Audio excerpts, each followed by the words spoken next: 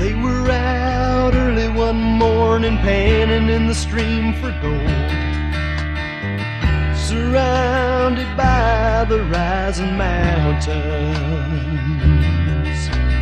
Old prospector with a tale for two, he brushed around in the pan, and pointing out what lay within was ordinary sand.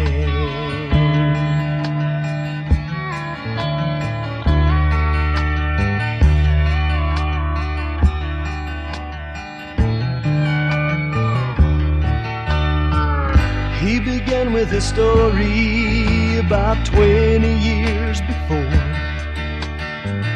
and a younger man who sought his fortune. With a tear or two he told of searching for his treasure, but making known the gold he sought was ordinary pleasure.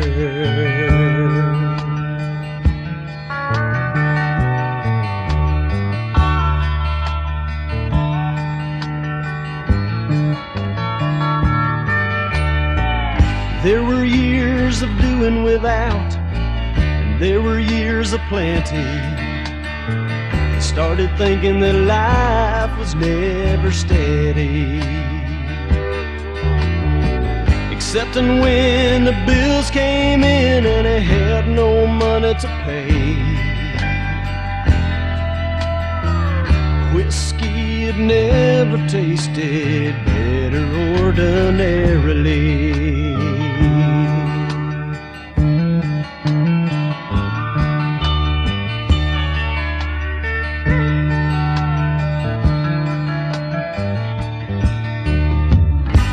Concluded his story as it filled the air with a laugh, saying how he found the Lord and Savior, and how he found the river of life by which his day unfolds, and pointing out what stands within is not ordinary gold, and pointing out what stands within is not ordinary gold.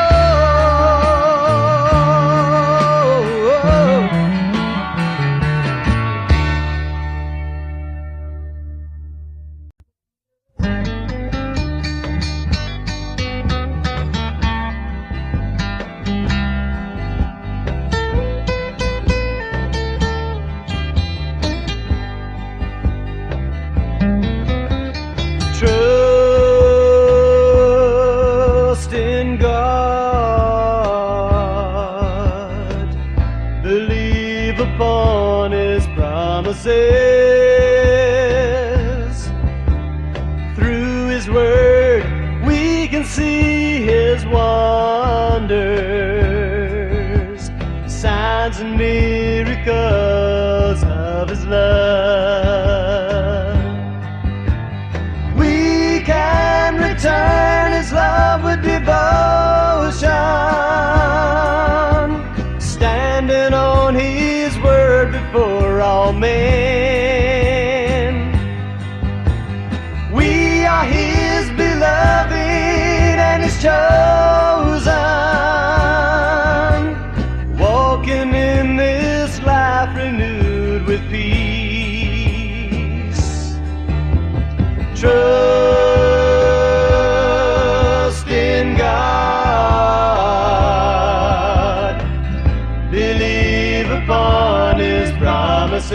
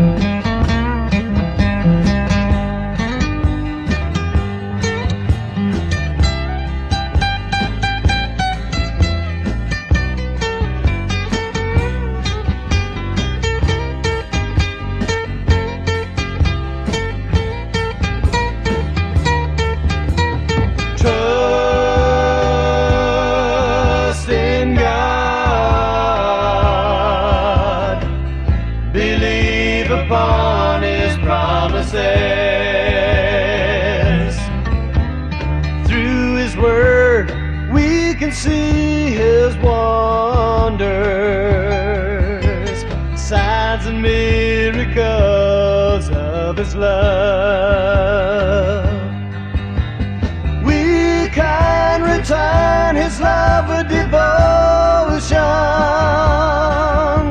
standing on his word before all men. We are his beloved and his chosen,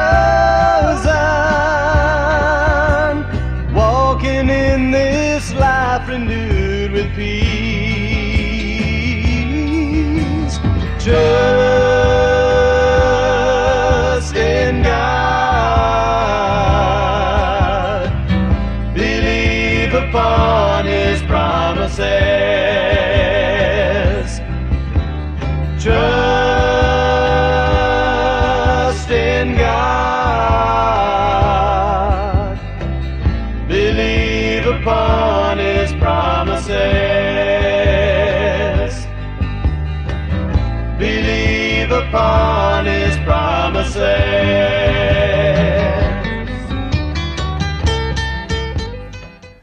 All right, I'm Mark Wallace. This is True North Studio, and today's title is Perfect Words for an Imperfect Time.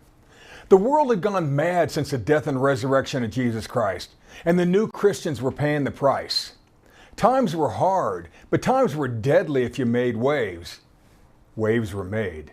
Doors were kicked down and entire screaming households of believers are being dragged out into the streets, all because of a difference in beliefs. Plus, all this dissension, all this anger between the Judeans and the new Christians was beginning to stir up the Romans again, and the Romans were a deadly bunch. The Judean religious leaders even went as far as hiring mercenaries to hunt down and shut down the new Christians. Think Saul of Tarsus and others like him.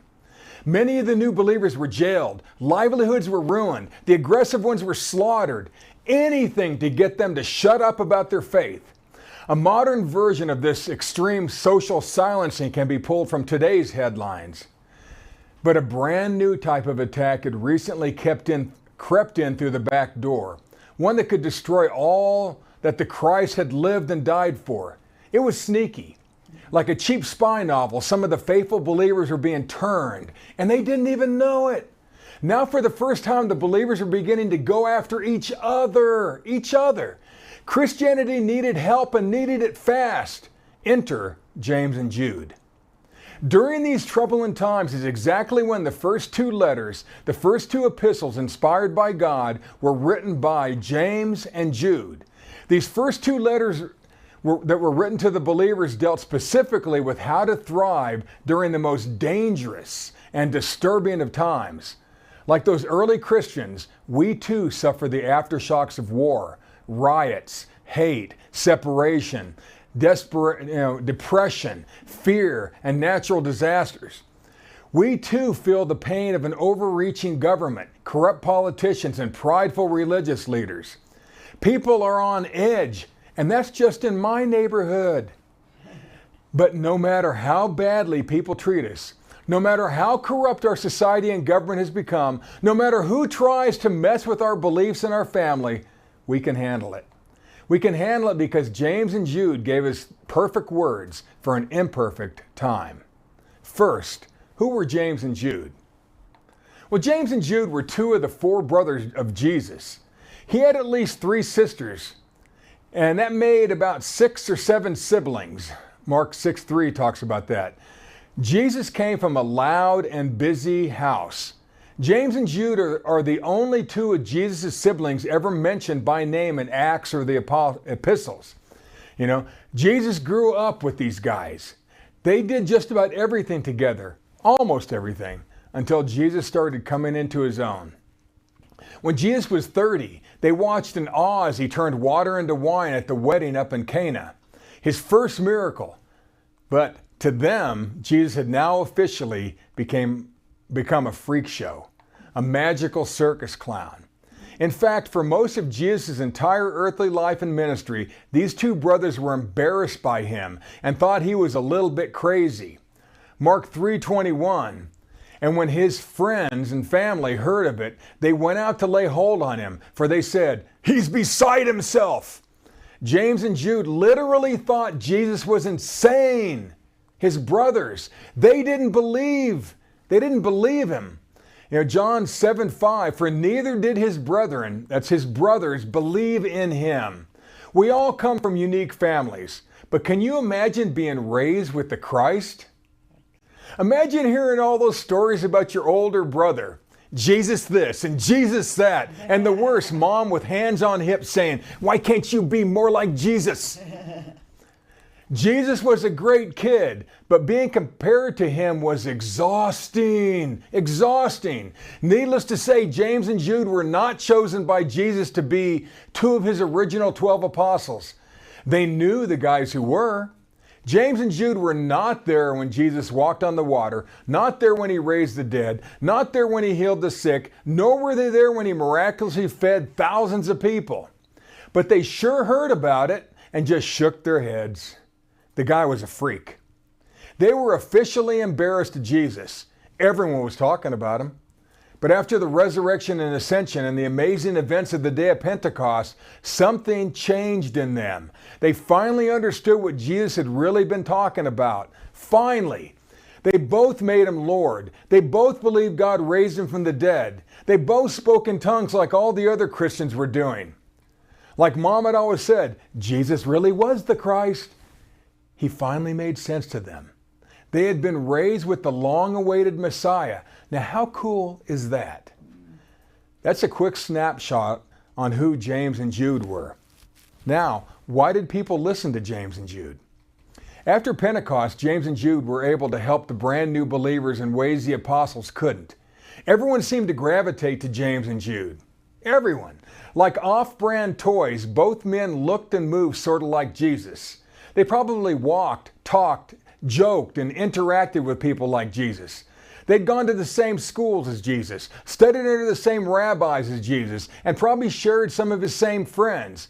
They even knew most of the apostles long before they were apostles. They worked in the same wood shop with Jesus' dad, probably repeated the same dad jokes, like, who's the greatest babysitter in the Bible? David, he rocked Goliath to sleep. I know it's bad, Or how about this one? Need an ark? I know a guy. So they'd been raised very similar to Jesus. Like the brothers of a famous Hollywood actor, they were sort of famous without having to do much of anything. Yet they did do something. They made a name for themselves. They carved out their own little piece of biblical history. All the believers in Israel knew exactly who James and Jude were, especially the ones who had spent personal time with the Christ and his family.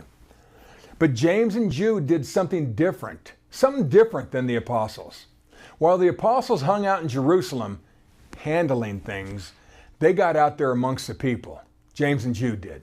They were the first to be inspired by God to write very specific letters to the believers who were getting hammered, attacked, and were being treated horribly.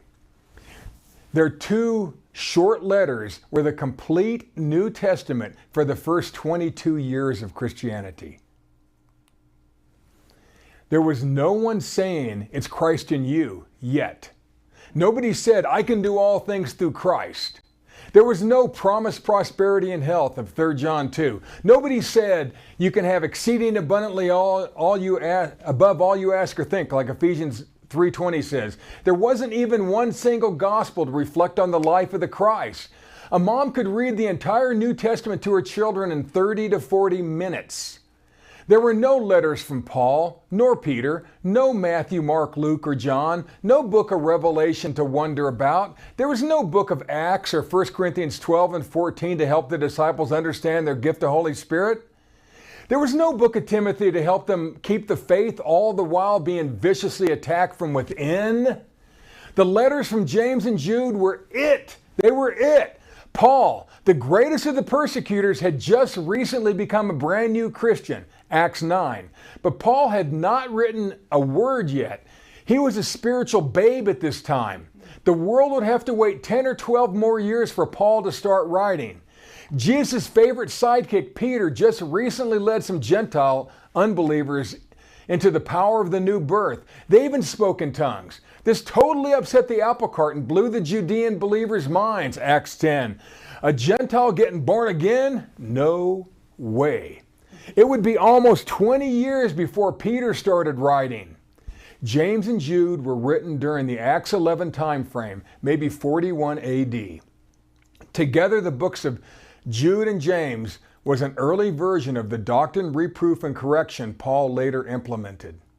Now you see why the brothers of Jesus, James and Jude, were crazy famous, even amongst the apostles? I know that some of you are saying, Mark, we were taught that the epistles of Jude and James are written to help the future believers after the gathering together during the tribulation. You're crazy, Mark. Well, do you think James and Jude told people not to read their letters until Christ comes back? Do you think he told them that? Then I ask you, bonded leather, wide-margin Bible scholars, if James and Jude were written for the future, why were these two short letters so widely spread around during the first 25 years of Christianity? Why did both Paul and Peter refer to the letters of James and Jude in their epistles? Now, here's something interesting. If you read 2 Peter and Jude side by side, you'll see some amazing similarities. Don't even get me started on the similarities to Jude and the Timothy letters. If you read the book of James and Romans at the same time, you will see how Paul had the letters of James stuck firmly in his head. But 10 or so years later, Paul will take what James wrote to a whole new level. And we're all aware of what Paul wrote. The short books of Jude and James dominated the thoughts and conversations of the early Christians for 10 to 20 years because they were the first and only letters written. Plus, those are some hard years for the believers. James and Jude taught the believers how to stay alive and stay blessed during the darkest of days. We all have them. James and Jude shared the perfect words during imperfect times. The lesson of Jude. Now, before we get into Jude's letter, you've got to remember that Israel had gone crazy since the death and resurrection of Jesus Christ. It was now very dangerous to be a Christian. Not to mention the great famine that ravaged the Roman Empire, which included Israel. Acts 11:27 and 28. And in these days, this is about 41 AD, came prophets from Jerusalem unto Antioch. And there stood up one of them named Agabus, and signified by the Spirit that there should be a great dearth throughout all the world, which came to pass in the days of Claudius Caesar. Back then, natural disasters were thought to be caused by some god's displeasure at a certain human group, and not because of natural causes. Drought caused by lack of rain and extreme heat is not just a modern occurrence. Today it's thought to be caused by cows and cars off-gassing, But all they drove in the first century were donkeys. People without money or political connections were starving, broke, and desperate. Now here's one more thing that was happening. The believers had been fully expecting Christ to come back any day now, for over 10 years and counting. They were losing hope. What had they gotten themselves into? So some of them slowly began to meld back into the world, go back to their old lifestyles, but keep hanging around with the believers. But they were now bringing their old habits into the fellowship. And this is the point where the brothers of Jesus, James and Jude, wrote inspired letters to help the believers. Jude focuses his letter on the evil in the world and how it enters our homes and fellowships through people we know and love. He shows us how these unhappy people will separate family and friends, get you to quit on your beliefs, and could get you killed. The book of Jude is far grittier than James's letter. Plus, it's all figurative, whereas James's is bright, happy, and clear. It's hard to believe that James and Jude came from the same family. But believe it or not, you've memorized many of James's verses, but probably none of Jude's. But you've all experienced what Jude warns us about. As you know, when people are desperate, they can do some awful things to get what they want. Awful things were done. Paul mentions the deadly after effects in 1 Corinthians 11. Now, besides famine, We're going to see another type of natural disaster that devastated the believers. Jude tells us how the greatest, most hurtful attack was not the weather, not donkey gas, but comes from the people closest to us. Jude 3, Beloved, when I give all diligence to write unto you of the common salvation.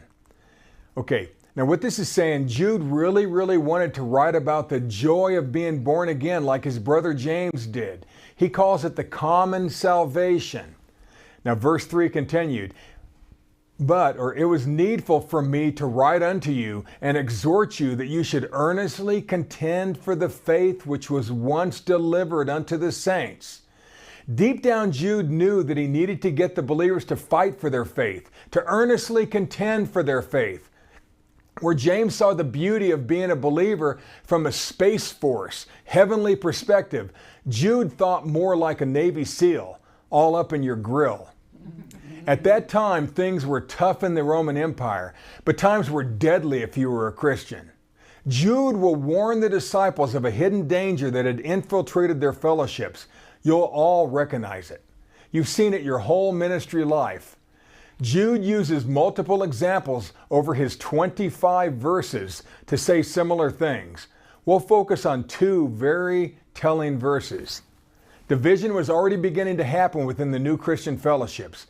Jude 11, Woe unto them, for they have gone in the way of Cain, and ran greedily after the error of Balaam for reward, and perished in the gainsaying of Corey.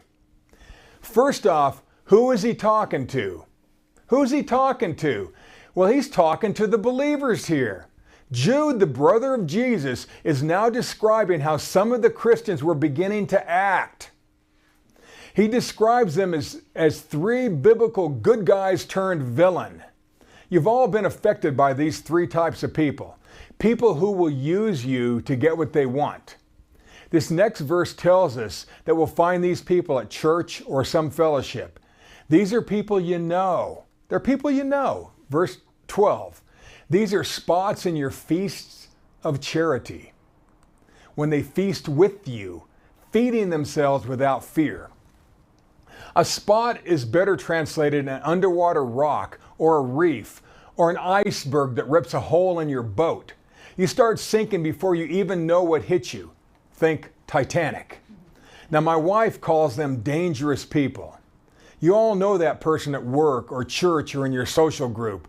The term feast of charity or love feast was simply a fellowship centered around a meal, a potluck dinner where Christ was mentioned. These happened around town every single day. Back then, someone would send out a group message saying, dinner tonight at, you fill in the name, Susan's or Josie's, Debbie's or Mary's, Tara's or Valeria's house. Bring a sack supper. Jude may be there. Send. During the meal, someone would always pick up a piece of their bread, like Jesus did at the Last Supper, and remind everyone that the bread still represents how Jesus' body was broken for our healing. Then they would wash down that bread with a sip of wine or water and remind each other that the drink represents his blood that was shed for the forgiveness of our sins. The first century love feast was nothing like the highly scripted communion services we enjoy in churches and ministries today. It was a reminder. This feast of love happened every single time believers ate together. Every time. Now here's a pro tip. It's still a good idea to mention, even to yourself, what Christ accomplished every time you eat. Read 1 Corinthians 11. Imagine if you told yourself that you were healed and that you were forgiven 3 times a day. Do you think you'd be healthier? That love feast was supposed to be a safe and healing space. Now back to that word spot in verse 12. Jude's reference to the hidden reef that rips out the hull of our boat is warning us about some people we eat and fellowship with. Everything about that person looks good on the surface, but there's danger underneath. Usually the people you eat with have easy access to you, don't they? Remember, they were in the middle of a famine. So for some, these meals may have been all the food they got that day. Also remember that Christians were being hunted down, so the fellowship was a sanctuary, a safe place of sorts, but people were still on edge. So why did Jude bring up Cain, Balaam, and Corey? Why did he liken those three nice, nasty hombres to some of the people we fellowship with? First, ask yourself, who was Cain? And what was the big deal about Balaam? And who even was Corey? And why should it matter? This information may surprise you. It may even save your life. It may even save your life.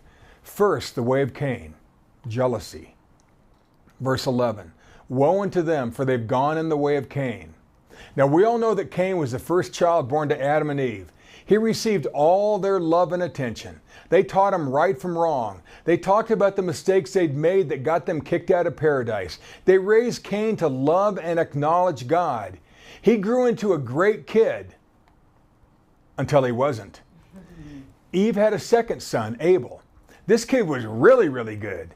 Cain wasn't so happy about how well his younger brother was doing and all the attention he was getting. He didn't like it. Cain became jealous of how much his younger brother Abel loved God and manifested God's power. He also hated how God blessed the kid. It drove Cain crazy. This example hit a bit close to home for Jude because of how he had mistreated Jesus for almost 30 years. Cain's jealousy, his mockery, his disdain for Abel was a process. It took time. It all started with the hidden words he used to break Abel down, to get him to drop his guard and mess up just a little, just a little. Here's what I need you to understand. To go the way of Cain doesn't necessarily mean to get born of the seed of the serpent, commit the unforgivable sin, and become a murdering devil worshiper like some of you have been taught. It can't. To become or act like seed of the serpent is a lengthy, manipulative process. Plus, we all know that it's not even available for a born-again believer anyway. We have incorruptible seed, like 1 Peter 1:23 says, being born again, not of corruptible seed, but of incorruptible. So why is this Cain reference in here? Because going the way or going down the path of Cain starts off with being jealous when someone believes God for abundance or health better than you do. It's being envious of someone manifesting more godly power than you do. So you say things to hurt them, to turn them, to lessen them. You secretly want them to fail, to not get healed because you or your kid or your mom didn't. Example, I remember getting reproved on a national ministry leadership conference call during a very hard time in a ministry I was once involved in. And this was also during an economic downturn in society. Well, Josephine and I were told, no, we were scolded to stop talking about how much God was blessing us and to stop talking about how the believers around us were prospering. The ministry president wanted to silence us because our success made the other leaders feel bad. I just shook my head. It kind of hurt, actually. The way of Cain begins with envy, jealousy, and resentment. The haves and the have-nots, spiritually. Cain's brother Abel let his guard down, and it cost him his life. That is what Jude is talking about here. That's what Jude's talking about. If someone makes you feel small, stay away from them. If a believer or family member makes you feel less, watch out. Keep your eyes open. It's always an attack. The way of Cain starts off making someone feel bad for doing good, and then it gets worse. Maybe you've experienced that in a Christian group. Anyone who outshined the favored leaders was shut down. It's sad and frustrating. That's the way of Cain. That's the way of Cain. We must be on guard when people are jealous of our walk with God, or God forbid, when we're jealous of them for their walk. Their words could get you off your game and cost you your life. It's bullying at its best. They take you out of your groove little by little, bit by little bit, until you're a shell of who you once were. And then they try to control you and watch you die the death of 1,000 cuts. Warning number one is to be aware of others who are jealous of your walk with God. Be aware. They will steal your joy, shut down your gift, turn others against you, and try to get you to quit on God and dull your shine. It makes them feel bad. We all know people like that. That, my friends, is the way of Cain. The error of Balaam, greed at others' expense. Now this is a good one. We've all seen this too. Jude 11, woe unto them, for they've ran greedily after the error of Balaam for reward. Now Balaam, this is the talking donkey guy, was a prophet during the same time frame as Moses and the much older Job. Balaam and Job were not of Israel, yet they both had the Spirit of God and spoke for God. Could that still happen today? The children of Israel were about to enter the promised land, and the local kings didn't want to lose their land to these dag-blasted Hebrew people. So they hired Balaam, the world-famous prophet of the true God, to put a curse on Israel. God told him not to do it. The donkey told him not to do it. The angel told him not to do it. He even told himself not to do it. Don't put a curse on Israel, Balaam. Don't do it, man. Don't do it, man. But Balaam really, really wanted that money. He needed the money the king promised him. So Balaam got the idea that if he could somehow break down the morals of the believers, they would get distracted from God, not make it into the promised land, and he would get paid. He would get paid, and he wouldn't even have to curse them. His plan was easy peasy. All he had to do was get a few of the young Hebrew studs to lust after the super sexy pagan girls from Moab. And these girls would take the believer boys to church, if you know what I'm talking about. And the only thing the young Hebrew guys had to do was to put up with a few babies being sacrificed, worship a few other gods, and then they got to have sex with girls who were well trained in the fine art of ritual prostitution. These young men were like panting dogs. Once a few of the boys did the deed with these girls, it spread through the camps of Israel like a pornographic wildfire. All the young men wanted some action. Balaam, rubbing his greedy little hands together, had cartoon dollar signs in his eyes. It took a plague and the death of many leaders and eventually war before the problem that Balaam started was stopped. Many young men lost their lives. During times of famine or lack, we start looking a bit closer at what others have. Balaam wasn't jealous of the Hebrew people's connection with God like Cain was. He himself had the Spirit of God and was pretty darn good at using it. The error of Balaam was greed. Greed. He became a prophet for hire. There are some of those in the church today. Money became far too important to him. Pay became his motivation. Balaam was willing to bend his morals, manipulate the ethics of others, and inadvertently hurt people with the hope of getting paid. Just wanted to get paid. He told himself in his mind that it was okay to twist the truth just a little bit because God knows we're supposed to prosper, aren't we? Didn't God say we should prosper? What motivates you when the financial pressure's on? What links are you willing to go to get paid? The decision to sell yourself out for money is usually driven by some fear that God won't supply your need. The once mighty man of God, Balaam, sold out the believers for the lure of easy money. He broke down God's people's believing through illicit sex. It happens all the time in churches. Maybe you saw a church near you blow up because of a leader with loose morals. You ever seen that? Someone even worse than them usually then sweeps in and grabs power. Isn't that what happens? Sex and money are big manipulators. Think 2 Timothy 3:6. The error of Balaam is greed at everyone else's expense. The end justifies the means. This error of Balaam is Jude's second warning. Now to perish in the gainsaying of Corey, backbiting. The way of Cain was jealousy so deep you're willing to kill for it. The error of Balaam was greed so deep you will trade your morals and your reputation for it. This third one is a bit different. It's a power grab. It'll take backbiting and bullying to a whole new level. If you went to middle school, you've all seen this. Jude 11, woe unto them, for they perished in the gainsaying of Korah. Korah, or Korah, Korah, as the Old Testament calls him in Numbers 16, was a first cousin of Moses. A first cousin of Moses and Aaron and Miriam. He was family. Korah was family.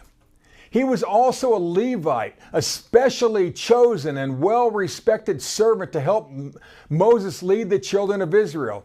But Korah didn't want to be on the setup crew. He felt he could do more than be an ordinary Levite. He wanted what Moses had. He wanted to be top dog. He had witnessed the miracle of Moses splitting the Red Sea. He saw how manna appeared every morning to feed millions. He also saw how people loved and respected Moses and Aaron. He wanted it. He needed it. Moses had recently received the 10 Commandments and was in the process of writing down laws for the children of Israel to live by. Moses was even said to know God face to face. Exodus 33:11. So Korah started talking. Quietly at first, trying to turn people away from Moses and over to him. Today he would be a troll on Facebook, or worse, a politician. Korah eventually turned 250 top Hebrew leaders against Moses by incrementally getting them to doubt the word of God that Moses spoke. He ended up getting thousands of people killed. Jude's third point is open rebellion from within the ranks of a very small fellowship. These were people who met in the homes around dinner, not huge mega ministers with $500,000 a year salaries. There were lies, backbiting, gaslighting, twisting the word to fool people, and turning good people against each other for food. For food, or because they wanted more attention. Ultimately, it's open rebellion against new light. The gainsaying of Korah is simply turning people against the leader by twisting Scripture. It was bad enough that the Christians were being persecuted and hunted down by the Romans and the Judean religious leaders. Now they were hunting each other. They were hunting each other now. The backbiting of Korah was tearing the fellowships apart and ruining the healing effects of the love feast from the inside. All so attention could be stolen from the natural leader of that group. That is the background of Jude's short letter. Everyone understood his references. Everybody. The backbiting and bullying of Korah was Jude's third warning. Here's a recap of Jude. The theme in Jude is to be involved but stay aware. Jude is watching your six. He's got your back, your blind spot. He notices the reef. The blind spots are hidden in every family or group you fellowship with. Be aware.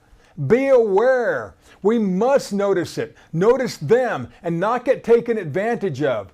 People's words will either heal and bless us, or they will rip a hole in the belly of our ship and sink us. Most people don't see it, but all three of these warnings are really an attack on the Spirit of God you have. It always comes down to the spiritual. Remember, we wrestle not against flesh and blood? Cain was jealous of his younger brother's tight spiritual connection with God, so he broke him down and killed him. Balaam was willing to sidestep the Spirit of God and ruin others because of his greed and secret lust for riches. Korah really wanted Moses' job, to be the spiritual leader of all God's people. He thought that by backbiting and turning people against Moses, and by getting Moses to doubt his own gift, he would have the power. So be aware of envy, greed, and backbiting, and the spirits that drive them, in your church, your fellowship, your ministry, your home, your workplace, or friend group. They will sink you. That's the lesson of Jude. Now the lesson of James. This one's quick because it's so clear and simple. James tones it down a notch but picks up the pace. First, who was James? Like Jude, James was also a brother of Jesus. There was nobody on earth like James. Even more than Jude, James became the central leader of the early Christians. Peter deferred to him. Paul and Barnabas sought his counsel. He was a big name. James wrote a letter that was longer yet more personal, more reflective, more eloquent than Jude. He too circulated his letter and had it hand copies fellowship by fellowship, a full 10 years before Paul began to write. This was also done during the great persecution of the believers, not to mention during the great famine of Acts 11. Where Jude was in your face, James was in your heart. Both are necessary. The spotlight of James's letter is not on the evil that surrounds us, but rather on how we need to take God personally and how we need to use our faith, utilize our gift of Holy Spirit, and help others. Where Jude is deliberate reproof, James is 2,300 words of pure, sweet doctrine with a tasty side dish of correction. The theme verse of James is, verse 22 of chapter 1, "Be ye doers of the word, and not hearers only, deceiving your own selves." This brother of Jesus wants us to ask ourselves, do my actions reflect my faith? Am I a doer of the word, or am I just a hearer? Am I all talk, or am I action?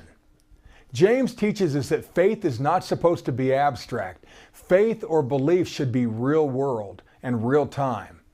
James taught us that our belief system should impact every aspect of our lives and should show up in everything that we do. What you believe, others should be able to see. In 10 years or so, Paul will call it fruit of the Spirit. James tells us that if our faith is true, we will use it to help others. True faith and pure believing will endure in the midst of any personal hell. We all experience hell from time to time. All of us. The words of James are so simple they explain themselves. I'll show you. James 1:3, "The testing of your faith will show off your patience." 1:8, "A double-minded man is unstable in all his ways." 1:13, "God cannot be tempted with evil, neither tempteth he any man." 17, "Every good gift and every perfect gift is from above." 19, "Be quick to hear, slow to speak, slow to wrath or anger." 21, "Receive with meekness the engrafted word, which is able to save your souls." 22, "Be ye doers of the word, and not hearers only." 2:19, "Thou believest that there is one God, thou doest well. The devils also believe and tremble." 2:20 and 26. Twice James said, "Faith without works is dead." 3:2, "If any man offend not in word, the same is a perfect man and able to bridle the whole body." In other words, if you can control your words, you're in control of your life. Wasn't it manipulated words that caused all three problems in Jude? It was. 3:15, "Worldly wisdom is earthly, sensual, and devilish." Ye have not, 4:2, "Ye have not because ye ask not." Could it be any simpler? 4:7, "Submit yourselves therefore to God, resist the devil, and he will flee from you." The devil's powerless against the word you take a stand on. In fact, the whole universe is programmed to respond to the word. 4:8, "Draw nigh unto God, and he will draw nigh unto you." In other words, the closer you move to God, the more you'll notice his abundance. 5:12, "But let your yea be yea, and your nay be nay." When you say yes, mean it. When you say no, mean it. 5:16, "The effectual fervent prayer of a righteous man availeth much." Now look how many great quotes there are in James. The early believers memorized the words of Jude and James. These two letters were all the believers had for 10 of the first 20 years of Christianity. Put both letters together and you'll not only notice and deal with the attacks, but you'll stand far above them. James and Jude were the perfect words for an imperfect time. So what have we learned? What have we learned? The letters of James and Jude helped thousands of believers stay alive when death knocked at the door, when others quit, when they began to doubt what they believed, and when they were broke and hungry. Today we have 27 books in the New Testament that are each and all necessary to help us live like the sons of God we are. For much of the first 20 years after Pentecost, all the believers had were the two letters from James and Jude. They had to be good. Paul Peter, Luke, and John took what Jude and James wrote to a whole new level, but their letters can still help you make it through the day and want to wake up tomorrow. If you feel attacked by people who you love, if you're afraid to say what you really want to say because it doesn't fit with popular opinion, if society or your church is trying to mold you into something you don't want to be, if you've ever worried about God meeting your need, if people are jealous of you and talking behind your back, if you have ever been afraid for your life, James and Jude may still be the books for you. Jude's brief letter describes men at their worst and God at his best. James teaches us how to be our absolute best. Envy, greed, and backbiting get our minds off of God and into worldly things. But no matter what craziness is going on in this world of ours or within our own heads, we can handle it. No matter what fears we have, we can handle it. No matter what you think you're missing out on, you can handle it. Just like the believers of the first century, we too suffer the aftershocks of war, riots, hate, separation, backbiting, fear, control, an overreaching government, corrupt politicians, people on edge, depression, and natural disasters. James and Jude helped the first Christians stay alert, stay alive, and stay together, and to keep the faith for 2 decades after, or at least until Paul, Peter, Matthew, Mark, Luke, and John picked up the pen a few years later. Now we have the complete package of truth, the entire New Testament. But James and Jude are the two who kicked it all off. James and Jude gave us the perfect words for imperfect times. God bless you all.